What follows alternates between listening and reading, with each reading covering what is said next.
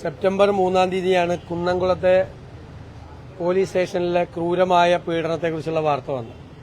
September 11-ാം തീയതി.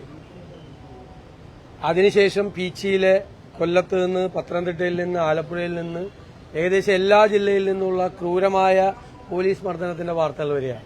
ഇന്നിപ്പോൾ രാവിലെ കണ്ടത് വയനാട്ടിൽ മാസ്ക് ശരിയായി ധരിച്ചില്ല എന്ന് പറഞ്ഞ ഒരാളുടെ മുഖം ഇടിച്ചു പരത്തിയതാണ്.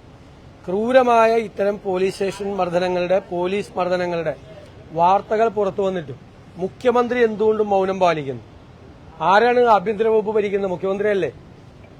ആഭ്യന്തര വകുപ്പിന് നേരെ ഒരു കാലത്തും ഇല്ലാത്ത തരത്തിലുള്ള രൂക്ഷമായ തെളിവുകൾ സഹിതമുള്ള വിഷ്വൽ തെളിവുകൾ അടക്കമുള്ള ആരോപണങ്ങൾ വന്നിട്ടും മുഖ്യമന്ത്രി എന്തുകൊണ്ടാണ് മൌനം പാലിക്കുന്നത്? മുഖ്യമന്ത്രി ആരെയാണ് സംരക്ഷിക്കുന്നത്? ആരെയാണ് ഭയപ്പെടുന്നത്?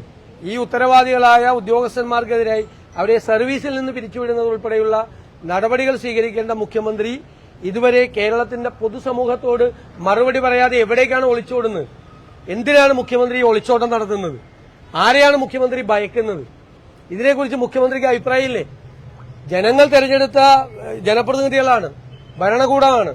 ആ ഭരണകൂടത്തിനെതിരായ ആരോപണങ്ങളും ആക്ഷേപങ്ങളും വരുമ്പോൾ ജനങ്ങളോട് മറുപടി പറയാനുള്ള ഉത്തരവാദിത്വമുണ്ട്. ഭരണഘടനാപരമായ ഉത്തരവാദിത്വവും ധാർമ്മികമായ ഉത്തരവാദിത്വമുണ്ട്.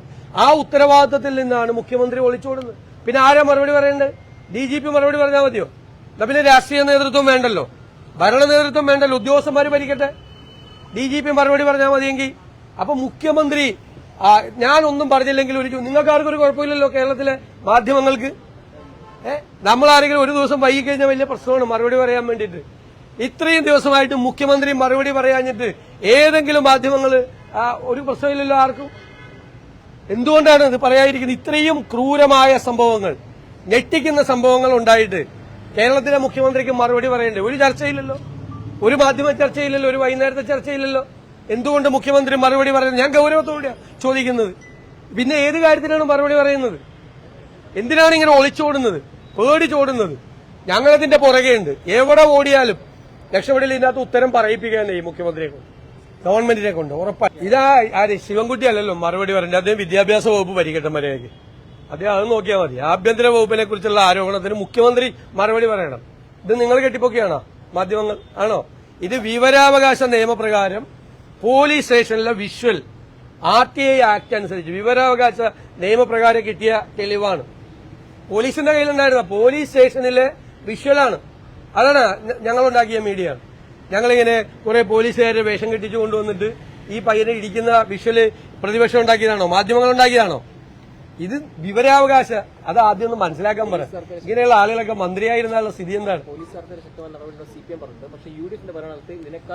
അല്ല, അതൊന്നുമല്ല. അത് എന്തൊക്കെ സംഭവങ്ങൾ ഉണ്ടായിട്ടുണ്ട്, അന്നെല്ലാം നടപടികളുണ്ടായിട്ടുണ്ട്. അതൊന്നും അല്ലല്ലോ ഇതിന്റെ മറുപടി. ഇതിന്റെ മറുപടി ഈ കാര്യത്തിൽ ശക്തമായ മറുപടികൾ. നിരവധി കാര്യങ്ങൾ, പോലീസിന്റെ ക്രൂരകൃത്യങ്ങൾ.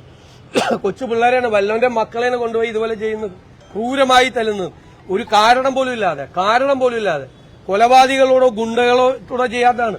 ഗുണ്ടകൾക്ക് 5 സ്റ്റാർ ഹോട്ടലിൽ പോയി മദ്യം മേടിച്ചു കൊടുക്കുകയാണ് പോലീസ്. കൊലക്കേസിലെ പ്രതിക്ക് 51 വെട്ടുവെട്ടി ചന്ദ്രശേഖരനെ കൊന്ന കൊലക്കേസിലെ പ്രതിക്ക് 5 സ്റ്റാർ ഹോട്ടലിൽ മദ്യം വിളമ്പുവാണ്. അവർക്ക് ജയിലിൽ എല്ലാ സൗകര്യങ്ങളും ഉണ്ടാക്കി കൊടുക്കുകയാണ്. അവർക്ക് ഏറ്റവും മോഡേൺ ഫോൺ വാങ്ങിച്ചു കൊടുക്കുകയാണ്. ഇത് പാവങ്ങളെയാണ് പോലീസ് സ്റ്റേഷനിലിട്ട് ക്രൂരമായി തല്ലിച്ചതയ്ക്കുന്നത്, കൊണ്ടുപോയി ചതയ്ക്കുന്നത്. കണ്ടില്ലേ വിഷ്വൽ CCTV ഫുട്ടേജ്? എന്നിട്ട് 5 ലക്ഷം രൂപ പൈസ മേടിക്കുന്നത്. പോലീസ് സ്റ്റേഷൻ ഹോട്ടലിലുണ്ടായ തർക്കം തീർക്കാൻ പോലീസ് സ്റ്റേഷനിൽ കൊണ്ടുപോയി അവരെ ക്രൂരമായി മർദ്ദിച്ചിട്ട് അവരെ ഭയപ്പെടുത്തി പോക്സോ കേസിൽ പെടുത്തുമെന്ന് പറഞ്ഞിട്ട് ഇത് പോലീസാണ്, ക്രിമിനൽ സംഘമാണ്, ഗുണ്ടാ സംഘമാണ്. ഗുണ്ടാ സംഘത്തിനും ക്രിമിനൽ സംഘത്തിനുമാണ് പിണറായി വിജയൻ നേതൃത്വം കൊടുക്കുന്നത്. അതിന് മറുപടി പറയട്ടെ.